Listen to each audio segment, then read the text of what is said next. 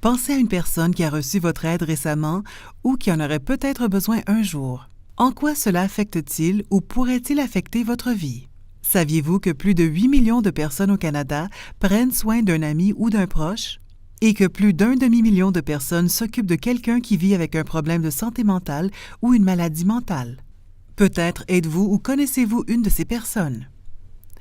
Être un proche aidant peut être très gratifiant, mais aussi éprouvant par moments. Votre propre santé physique et mentale peut en souffrir. La bonne nouvelle, c'est qu'il existe plein de façons pour vous aider à prendre soin de votre santé et celle de vos proches. Prenons un exemple concret. Voici Samira. En plus de travailler à temps plein, Samira aide souvent sa sœur Ayana, qui vit avec une maladie mentale. Samira aime sa sœur et veut l'aider, mais elle trouve difficile de concilier son travail et sa vie personnelle. Elle n'a pas beaucoup de temps pour faire ce qui lui plaît. Samira se sent mal à l'aise dans cette situation. Elle veut prendre soin de sa sœur, mais elle aimerait aussi voir ses amis plus souvent et même voyager. Que pourrait donc faire Samira pour sa sœur et pour elle-même? Comme tous les aidants, Samira doit connaître ses limites, c'est-à-dire déterminer ce qu'elle peut et ne peut pas faire. Elle doit aussi savoir quand et où demander de l'aide et apprendre à accepter de l'aide quand elle est offerte.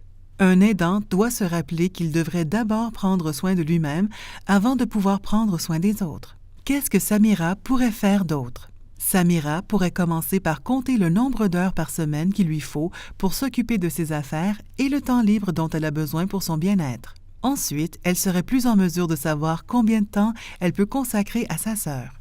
Elle pourrait peut-être obtenir du soutien au travail en demandant à son superviseur un horaire flexible. Elle pourrait discuter de sa situation avec un professionnel de la santé.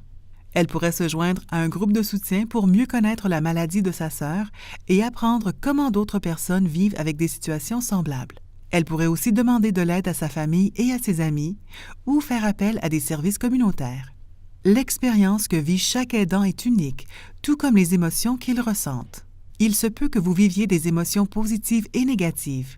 Cela est tout à fait normal. Il peut arriver que vous vous sentiez dépassé par ces émotions. Tout vous semble hors de contrôle. Bonnes ou mauvaises, ces émotions sont les vôtres. Accordez-vous le droit de les ressentir et n'essayez pas de les juger. Exercez-vous plutôt à comprendre pourquoi vous les ressentez. Ceci vous aidera à mieux les gérer et à comprendre ce qu'elles signifient pour vous, en quoi elles influencent vos actions et même en quoi elles touchent la personne dont vous prenez soin. Si vous remarquez des changements inhabituels dans votre santé mentale ou physique, parlez-en dès que possible à votre fournisseur de soins de santé ou à un professionnel de la santé.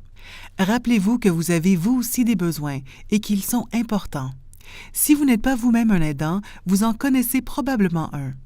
Il y a des choses que vous pouvez faire pour aider, comme vous montrer gentil et serviable à un proche aidant et envers la personne aidée. Après avoir regardé cette vidéo, notez les choses que vous pouvez faire pour prendre soin de vous-même ou d'un proche aidant. Ensuite, choisissez une chose que vous ferez cette semaine, petite ou grande. Tout compte pour aider à rester en santé et être le meilleur aidant possible. Pour obtenir plus d'informations et des ressources sur le rôle de proche aidant, rendez-vous à tempsdenparler.ca. Préparé par Santé publique Ottawa avec l'appui de Belle Cause pour la cause.